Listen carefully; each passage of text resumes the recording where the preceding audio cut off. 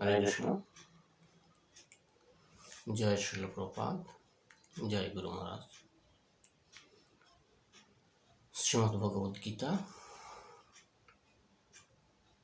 the most confidential knowledge of the world. আমরা শ্রীমদ্ ভগবদ গীতার উপর একটি সিরিজ ক্লাসের আয়োজন করেছি। আমি সত্যবাক চৈতন্য দাস। আজকে তার প্রথম পর্ব। আজকে প্রথম পর্বের বিষয় হচ্ছে Shrimad Bhagavad Gita, the ultimate solution of fear and anxiety. অর্থাৎ শ্রীমদ্ ভগবদ গীতা শিক্ষা লাভ করে আমরা কিভাবে উদ্বেগ, উৎকণ্ঠা, মোহ, সুখ এবং ভয় থেকে মুক্ত হতে পারি, অর্থাৎ আমরা কিভাবে অভয় হতে পারি শ্রীমদ্ ভগবদ গীতার আলোকে, বা অর্জুন কিভাবে সুখ, বিষাদ এবং মোহ থেকে মুক্ত হয়েছিল, এবং আমরা কিভাবে নিজের জীবনে সেই শিক্ষাটুকু প্রয়োগ করতে পারি এবং মোহ এবং ভয় থেকে মুক্ত হতে পারি, সেই বিষয়টি আমরা গীতার আলোকে আলোকপাত করব। আসলে মোহ, ভয় অথবা সুখ এগুলি হচ্ছে একটি জাগতিক বা জড়দেহের সাথে সম্পৃক্ত কতগুলি বিষয়, যা দেহগত সম্পর্কের ভিত্তিতে দেহধারী জীবকে মোহিত করে। সেই বিষয়টি হলো এক ধরনের জাগতিক আসক্তির বহিঃপ্রকাশ। শ্রীমদ্ ভগবদ গীতায় অর্জুন মহাশয় কে উপলক্ষ করে ভগবান শ্রীকৃষ্ণ আমাদের সামনে উপস্থাপন করেছেন মানুষ কিভাবে আসলে এই জগতে মোহিত হয়, এবং এই মোহিত হওয়ার কারণে মানুষের আসলে কি কি আচরণ ঘটতে পারে বা কী ধরনের বৈশিষ্ট্য প্রকাশ পেতে পারে, সেটি শ্রীমদ্ ভগবদ গীতার প্রথম অধ্যায়, যার নাম হচ্ছে বিষাদ যুগ। বিষাদ অধ্যায়টির নাম হলো বিষাদ। বিষাদ শব্দটি আসলে আমরা যদি বিশ্লেষণ করি, বিষ যোগ আস্বাদ, অর্থাৎ কেউ যদি আস্বাদ মানে গ্রহণ করা বা আস্বাদন করা, কেউ যদি বিষ গ্রহণ করে বা বিষ যদি কারো পাকস্থলিতে যায়, তাহলে সেই ব্যক্তির দেহে বিষের প্রতিক্রিয়া দেখা দেয়। ঠিক একইভাবে বিষ যে শুধু একটা কেমিক্যাল বা সেটা খাওয়া যায় এরকম একটা বিষয় তো আছে অবশ্যই, কিন্তু এই বিষ বিভিন্নভাবে আমাদের মধ্যে ইনজেক্ট হতে পারে। সেটি কিভাবে? জাগতিক সম্পর্কের, জাগতিক আশা আকাঙ্ক্ষার মাধ্যমে, অথবা জাগতিক বিষয়ের প্রতি অত্যাধিক আসক্তির কারণেও এই আসক্তিটাও এক ধরনের বিষ রূপে আমাদের হৃদয়ে, আমাদের মনে, আমাদের চিত্তে প্রভাব ফেলতে পারে। শ্রীমদ্ ভগবদ গীতার প্রথম অধ্যায়ে অর্জুন বিষাদগ্রস্ত হয়েছিলেন, কারণ অর্জুন তিনি তার ব্যক্তিসত্তাকে বা তার পারিবারিক জীবনকে বা তার পরিবারের আত্মীয় স্বজন অথবা তার নিজ আত্মীয় স্বজনদেরকে আপন বলে মনে করেছিলেন, এবং যুদ্ধক্ষেত্রে কুরুক্ষেত্রের রণাঙ্গনে উপস্থিত হয়ে যুদ্ধ করার মানসে তিনি যখন তার সম্মুখে বিপরীত পক্ষের যোদ্ধাদের দর্শন করলেন, সেই পক্ষে ছিল ভীষ্ম, দ্রোণ, কর্ণ এবং তার জ্যেষ্ঠতো ভাই দুর্যোধন, দুঃশাসন আদি সকল ভ্রাতাদেরকে তিনি দেখলেন। তখন তিনি বিষাদগ্রস্ত হয়েছিলেন যে কিভাবে আমি এই আত্মীয় স্বজনদের বিরুদ্ধে যুদ্ধ করব, যে ভীষ্ম, তাকে ছোটবেলা থেকে বড় করেছেন এবং যে দ্রোণ তাকে নিজের সন্তানের মতো স্নেহ দিয়ে যুদ্ধ এবং অস্ত্র শিক্ষা দিয়েছেন, তাদের বিরুদ্ধে কিভাবে তিনি অস্ত্র ধারণ করবেন সেটি অর্জুনের মোহগ্রস্ততার একটি কারণ হয়েছিল। তার মানে অর্জুনের মোহিত বা ভয়ের বা যুদ্ধ সম্পর্কে ভীত হওয়ার কারণ ছিল তার আত্মীয় স্বজন বিপক্ষে ছিলেন, তাদের বিরুদ্ধে যুদ্ধ করবেন না বলে তিনি অস্ত্র এবং গান্ডীব ধনুক ত্যাগ করেছেন। এবং আমরা শ্রীমদ্ ভগবদ্গীতার প্রথম অধ্যায়ের প্রথম শ্লোকে দেখতে পাই, ধৃতরাষ্ট্র সঞ্জয়কে জিজ্ঞেস করছেন, মামকা পাণ্ডবাশ্চৈব কি অকুর্বত সঞ্জয়। সঞ্জয়, ধর্মক্ষেত্রে কুরুক্ষেত্রে সমাবেত হয়ে আমার পুত্র এবং পাণ্ডব পুত্রগণ এরপর কি করল? এই জিজ্ঞাসার মাধ্যমে শ্রীমদ্ ভগবদ্গীতা শুরু হয়েছে। আসলে যুদ্ধক্ষেত্রে উপস্থিত হয়ে অবশ্য যুদ্ধ করবে, তা নিয়ে তো প্রশ্ন করার কোনো প্রয়োজন ছিল না। আসলে ধৃতরাষ্ট্র এখানে সন্দিগ্ধ ছিলেন। কারণ ধৃতরাষ্ট্র তার পুত্রদের ভবিষ্যৎ সুনিশ্চিত করতে চেয়েছিলেন, কিন্তু এখানে ধৃতরাষ্ট্র এই সুনিশ্চিত করতে গিয়ে তিনি একটা অনিশ্চয়তা অনুভব করছেন, অর্থাৎ ভবিষ্যতের অনিশ্চয়তা। এই ভবিষ্যতের অনিশ্চয়তা থেকে ধৃতরাষ্ট্রের মনে একটি ভয়ের সঞ্চার হয়েছে, কি যে আমার পুত্ররা এই ধর্মক্ষেত্রে গিয়ে ধর্মের প্রভাবে যদি আবার তার ভাইদের সাথে বা অর্জুন, যুধিষ্ঠির আদি তার ভ্রাতাদের সাথে সমঝোতা করে ফেলে, তাহলে তো তার পুত্র দুর্যোধন, দুঃশাসন রাজ্য থেকে বঞ্চিত হবে। কারণ যুধিষ্ঠির একজন ধার্মিক মানুষ, প্রজারা তাকে ভালোবাসে, তাই সে যদি রাজত্ব পায় তাহলে দুর্যোধন, দুঃশাসনের কোনো মূল্য থাকবে না সেই রাজ্যে। এই ভবিষ্যৎ অনিশ্চয়তার জন্য তিনি ভীত হয়েছিলেন। তাই এই ভবিষ্যৎ অনিশ্চয়তা আমাদের মনে ভয়ের সঞ্চার করে এবং উদ্বেগের কারণ হয়ে দাঁড়ায়। ঠিক একই রকম এই ভয় বা ভীত হওয়ার বা উদ্বেগের অনেকগুলি কারণ আমি আপনাদের সামনে উপস্থাপন করছি। এবং এই ভয় মানুষকে কীভাবে আচ্ছন্ন করে, এখানে দেখুন, অত্যাধিক আসক্তি, অর্থাৎ ধৃতরাষ্ট্র তার সন্তান, তার পুত্রদের প্রতি বাল্যকাল থেকেই অত্যাধিক আসক্ত ছিল। পুত্র স্নেহে সে এমনই আচ্ছন্ন হয়েছিল। ধৃতরাষ্ট্র আসলে যদিও জন্ম থেকে অন্ধ ছিলেন, কিন্তু ধৃতরাষ্ট্র আসলে জ্ঞানী ছিলেন। আসলে ধৃতরাষ্ট্রের জ্ঞান ছিল না সেটা বলা যাবে না, কারণ ধৃতরাষ্ট্র একজন জ্ঞানী মানুষ ছিলেন, তার অনেক ধার্মিক ধর্মজ্ঞান অনেক বেশি ছিল। কিন্তু পুত্র স্নেহ বা পুত্রদের প্রতি অধিক আসক্তির কারণে তিনি এই জাগতিক যে চক্ষু নেই বা এই যে জন্মান্ধ থেকে জ্ঞানন্ধতে পরিণত হয়েছিলেন।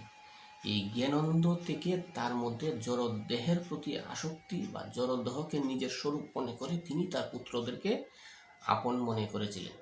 এই জন্য বলছেন প্রথম শ্লোকে মামকা পাণ্ডবাশ্চৈব। যদিও আসলে দুর্যোধন, দুঃশাসন এবং যুধিষ্ঠির, অর্জুন এরা সকলেই ছিল কুরুবংশ, কিন্তু তিনি এখানে কুরুবংশ উল্লেখ না করে প্রথম শ্লোকে বলছেন মামকা পাণ্ডবাশ্চৈব। মামকা মানে আমার পুত্র এবং পাণ্ডবাশ্চৈব মানে পাণ্ডুর পুত্র। তিনি তার ফ্যামিলিকে দুটি ভাগে বিভক্ত করে ফেলছিলেন এই জড়দেহের প্রতি আসক্তির কারণে, পুত্র স্নেহের কারণে। তার মানে জড়দেহকে যিনি নিজের স্বরূপ মনে করেন এবং জড়দেহের সাথে সম্পর্কিত বস্তু বা স্বজনদেরকে যিনি নিজের আপন মনে করেন, তার কাছেই তখন সেই স্বরূপ, দেহগত স্বরূপই তার কাছে একসময় ভয় বা উদ্বেগের কারণ হয়ে দাঁড়াতে পারে। এই দেহগত সম্পর্কে অত্যধিক গুরুত্বপূর্ণ মনে করার কারণে অর্জুন মহাশয়ও এই বিষাদগ্রস্ততায় আবিষ্ট হয়েছিলেন। এই জন্য অর্জুন মহাশয় বলছেন দৃষ্টম এবং স্বজনম কৃষ্ণ কৃপয়া পরমাবিষ্ট বিশিদন ইদম অব্রবীত। অর্থাৎ দৃষ্টব্যম স্বজনম কৃষ্ণ কৃপয়া পরয়াবিষ্ট।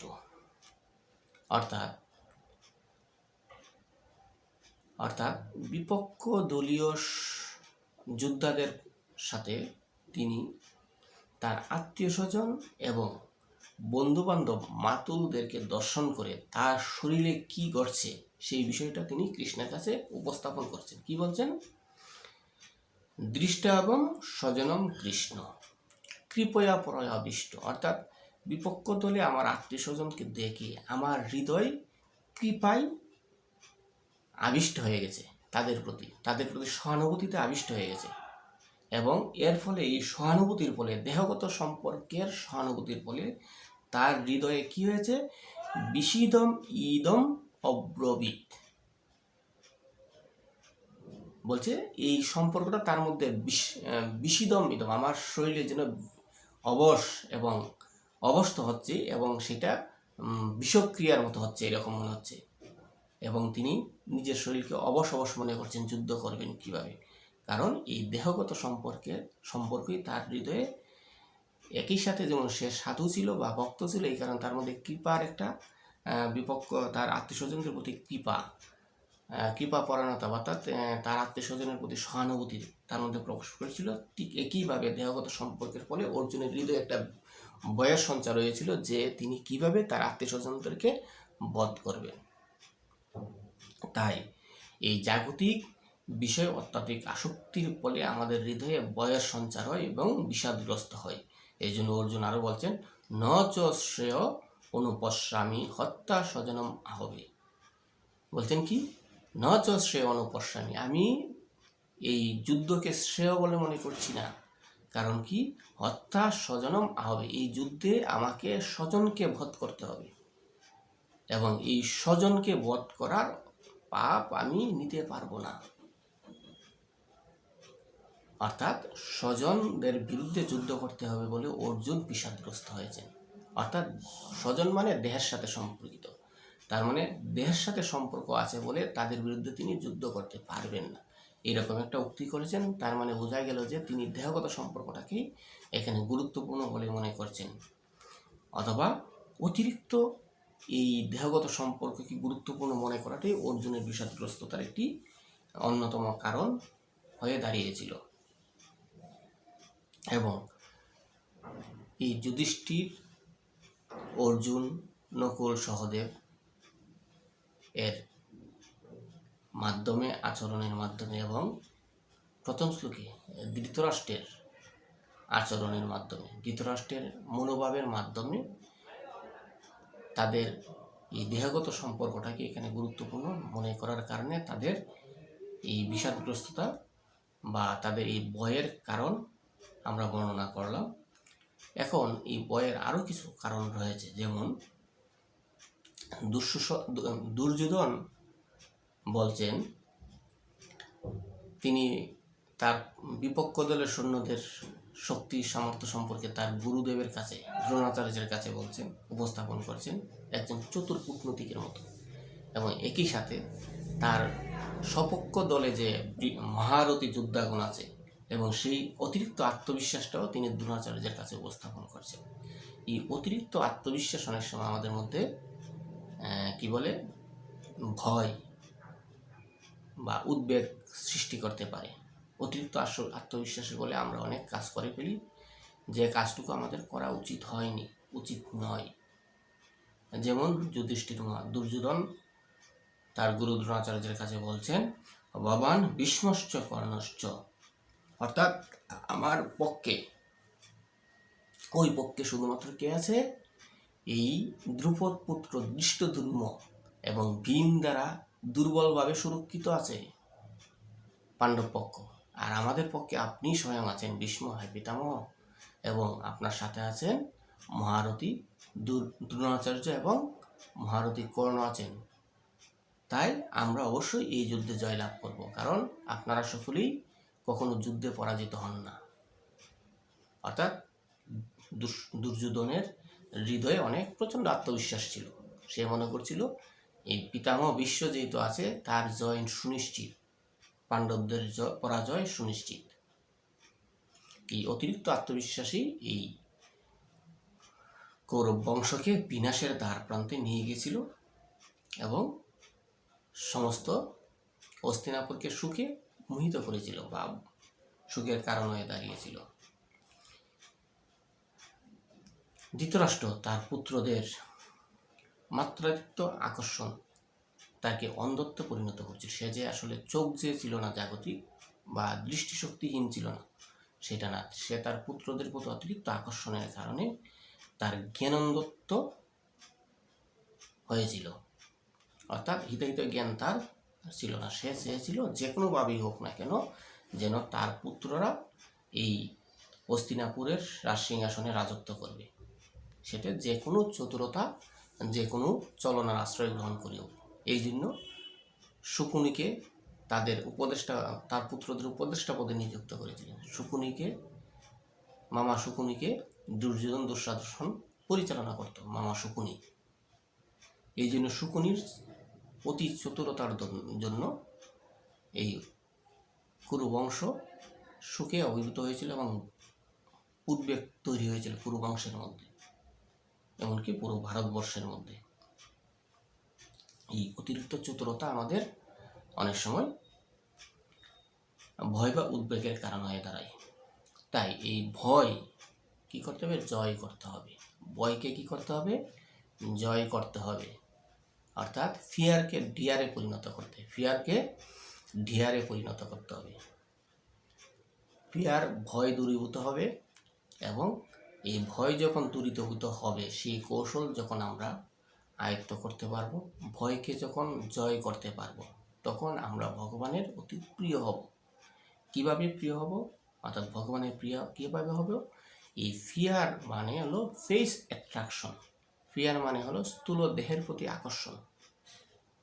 এই স্থূল দেহের প্রতি আকর্ষণ থেকেই এই ফিয়ার বা ভয় উৎপন্ন হয়, কারণ দেহের সাথেই এই ভয়টা জড়িত আছে। কারণ দেহের সুরক্ষা থেকেই ভয় আসে। কিন্তু যখন কেউ এই দেহগত সুরক্ষার চেয়ে ভগবান প্রদত্ত সুরক্ষাকে গুরুত্বপূর্ণ বা অধিক গুরুত্ব প্রদান করবেন, তখন তার এই জাগতিক ভয় বা ফিয়ার দূরীভূত হবে। তখন তিনি ভগবানের অতি প্রিয় বা ডিয়ারেস্টে পরিণত হবে। সকল উদ্বেগ উৎকণ্ঠা তার হৃদয় থেকে দূরীভূত হবে যখন আমরা এই ভগবানের প্রিয় হতে পারব, এবং এই জাগতিক সম্পর্কের চেয়ে চিন্ময় সম্পর্কটাকে, জাগতিক পরিচয় থেকে উত্তীর্ণ হয়ে আমরা যখন চিন্ময় পরিচয়কে হৃদয়ে ধারণ করব, তখন আমরা ভগবানের অতি প্রিয় হব। এবং ভগবানের প্রিয় হতে পারলে আমরা উদ্বেগ উৎকণ্ঠা থেকে মুক্ত হয়ে পরমেশ্বর ভগবানের ঐকান্তিক ভক্ততে পরিণত হব। এই যে উদ্বেগ মানুষের চিত্তকে বিভ্রান্ত করে, এই চিত্ত বিভ্রান্ত আর পিছনে আরও একটি কারণ আছে, সেটি হলো জিলাসনেস বা পরশ্রীকাতরতা। যেমন আমরা মহাভারতে দেখতে পাই, যখন কুন্তী মহারানীর পুত্র সন্তান প্রসব করলেন বা কুন্তী মহারানীর পুত্র হলো, সেই সংবাদ শ্রবণ করা মাত্র কি হলো? মাতা গান্ধারী অনেক ঈর্ষাপরায়ণতা অনুভব করলেন, যে কুন্তির সন্তান পুত্র হয়ে গেছে, তার মানে তারা রাজা হবে, আমার এখন সন্তান হচ্ছে না কেন? তখন কি করেছিলেন? তিনি তার গর্ভে আঘাত করেছিলেন মুষ্টি দ্বারা। এই জিলাসনেস বা পরশ্রীকাতরতা আমাদের মধ্যে ভয় বা উদ্বেগ তৈরি করতে পারে। তাই আমাদেরকে ভয় থেকে মুক্ত থাকার জন্য পরশ্রীকাতরতাকে ত্যাগ করতে হবে। পরশ্রীকাতরতা ত্যাগ করতে হবে, আমরা শ্রীকাতরতা হতে হবে। পরশ্রীকাতরতা হচ্ছে শ্রীকাতরতা, অর্থাৎ পরমেশ্বর ভগবান বা তার ভক্তদের প্রতি আকৃষ্ট হতে হবে, আকৃষ্ট হতে হবে। তখন আমরা এই ভয় বা উদ্বেগ থেকে বা অ্যাংজাইটি থেকে, দুশ্চিন্তা থেকে, টেনশন থেকে আমরা মুক্ত হতে পারব। তো এই মুক্ত হওয়ার জন্য কি করতে হবে? আরেকটি পদ্ধতি হলো ভয় থেকে মুক্ত থাকার, বুদ্ধিকে একনিষ্ঠ করা। অর্থাৎ আমাদের অনেক আত্মীয় স্বজন থাকবে, অনেক চাহিদা থাকবে। এই চাহিদার প্রতি যখন আমরা, চাহিদা পূরণের প্রতি যখন আমরা অতিরিক্ত মনোনিবেশ করব, তখন আমাদের বুদ্ধি বহুধা বিভক্ত হবে। এই জন্য শ্রীমদ্ ভগবদ গীতা বলছে, বহু শাখা হনন্তশ্চ বুদ্ধই অব্যবসায়ী নাম।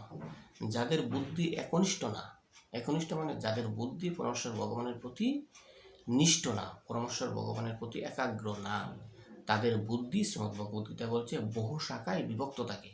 অর্থাৎ কখনো এই জিনিসটা দেখবে তার প্রতি আকৃষ্ট হবে, কখনো ওই জিনিসটা দেখবে তার প্রতি আকৃষ্ট হবে, এবং এই বিবিধ বিষয়ের প্রতি আকৃষ্টতার কারণে তার হৃদয়ে অথবা তার যে বুদ্ধি আছে সেই বুদ্ধি বহু ভাগে বিভক্ত হবে এবং তার চিত্তকে বিভ্রান্ত করবে। এইভাবে আমরা বুদ্ধির যে বিপর্যয়ের মাধ্যমে আমরা এই জড়দেহের প্রতি আসক্তির বহিঃপ্রকাশ হিসেবে আমরা এই উদ্বেগ উৎকণ্ঠায় জর্জরিত হব। এই জন্য জড়দেহের প্রতি আসক্তিকে বর্জন করতে হবে। এই জন্য আমাদের মাইন্ড সেট করতে হবে, মাইন্ড ইট আমরা বলি, মাইন্ড ইট মনে রেখো, অর্থাৎ মন, ইট মানে আই মানে ইন্টেলিজেন্স, এই মন আর ইন্টেলিজেন্সকে একত্র করতে হবে, মাইন্ড ইট। আর টি হলো টাইম, এবং মন এবং বুদ্ধিকে একত্র করে সময়ের সদ্ব্যবহার করতে হবে।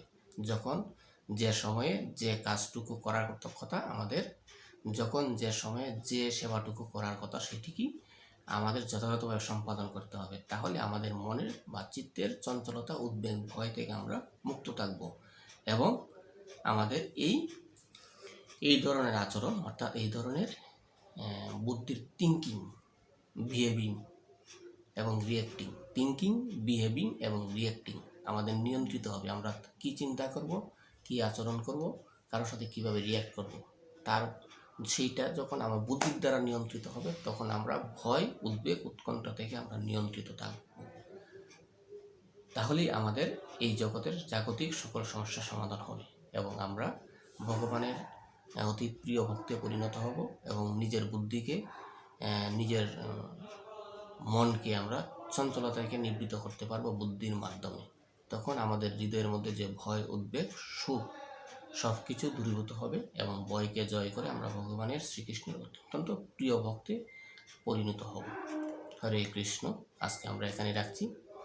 তো আপনারা আমার এই উদ্যোগ শ্রীমদ্ভগবদ্গীতার সিরিজ ক্লাসে উৎসাহ অনুপ্রেরণা দেওয়ার জন্য চ্যানেলটিকে সাবস্ক্রাইব করবেন এবং ভিডিওটিকে লাইক এবং শেয়ার করবেন। হরে কৃষ্ণ। ধন্যবাদ সকলকে শ্রবণ করার।